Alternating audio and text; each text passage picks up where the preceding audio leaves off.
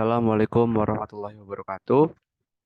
Kenalkan nama saya Aryo Bimo Adipura dengan NIM 442111096 dari kelas 444B37.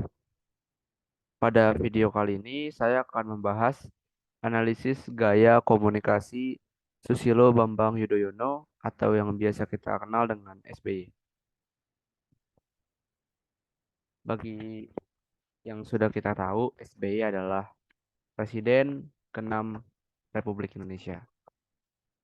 Untuk selanjutnya, komunikasi politik digunakan oleh tokoh politik dalam menyampaikan pernyataan-pernyataan, pendapat-pendapat, serta komentar-komentar yang sifatnya resmi maupun tidak resmi dalam berbagai forum mengenai masalah-masalah yang terjadi secara general. Susilo Bambang Yudhoyono sebagai komunikator politik memiliki gaya komunikasi politik khas militer, sehingga gaya komunikasi politiknya termasuk high context communication. Komunikasi politik dipahami juga sebagai komunikasi antara yang berkuasa dan yang diperintah. Di dalam komunikasi politik, terdapat elemen-elemen yang terdiri dari komunikator politik, pesan politik, saluran atau media, komunikasi politik, halayak, dan efek komunikasi politik. Setiap tokoh politik memiliki ciri khas tersendiri dalam melakukan komunikasi politik, seperti gaya komunikasi politik yang dilakukan oleh SBY atau Susilo Bambang Yudhoyono, yang memiliki gaya khas militer sehingga gaya komunikasi politiknya termasuk high context communication. Metode penelitian, penelitian ini menggunakan metode kualitatif deskriptif. Metode deskriptif adalah metode yang digunakan untuk menggambarkan atau menganalisis suatu hasil penelitian tetapi tidak digunakan untuk membuat kesimpulan yang lebih luas, menurut Sugiono 2020. Teknik pengumpulan data yang digunakan adalah studi pustaka. Komunikator politik. Pemimpin politik harus mampu berperilaku seperti yang diharapkan orang terhadap sosok seorang pemimpin.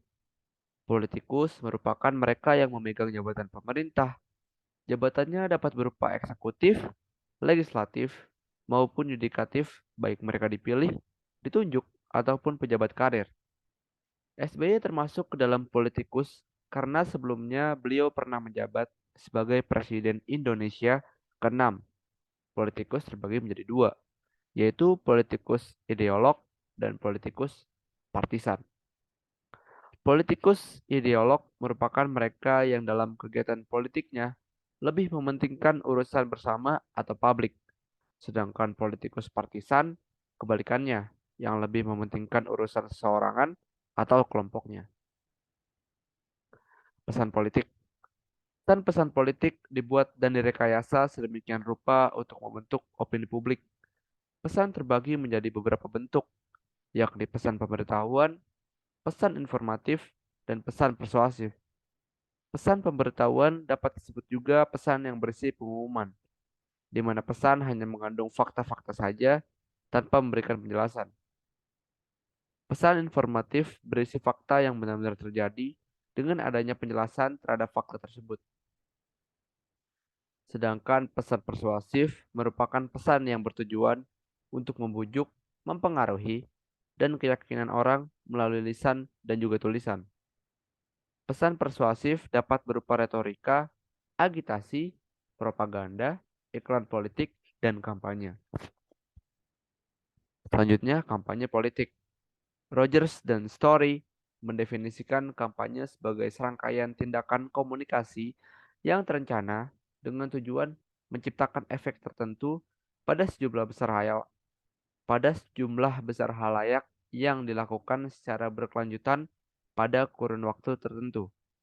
Pada pemilihan presiden 2009, kampanye politik yang dilakukan SBY adalah dengan iklan di majalah dan koran, iklan di radio, televisi, brosur, bioskop, dan internet juga membuat poster atau plakat dengan tema-tema yang telah ditentukan sebelumnya oleh partai politik. Saluran media komunikasi politik. Dalam menyampaikan pesan politik, SBY lebih memilih menggunakan media sosial sebagai media yang praktis dan dinilai lebih efektif dibandingkan harus membuat konferensi pers secara khusus dan mengundang banyak wartawan.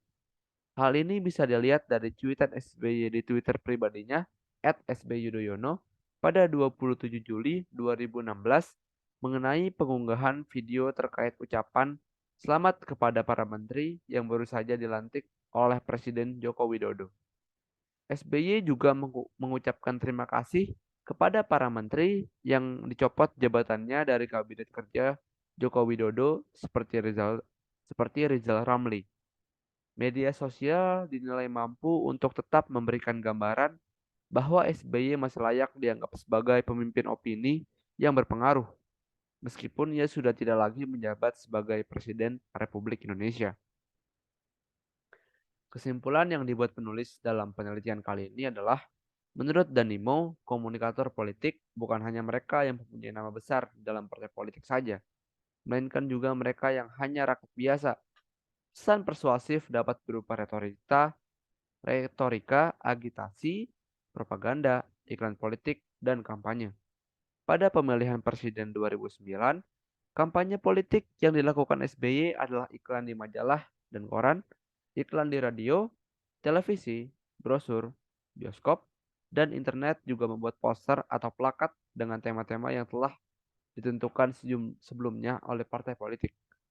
Kampanye politik biasanya berisi keterangan tentang sosok diri, keluarga, visi, dan misi kandidat.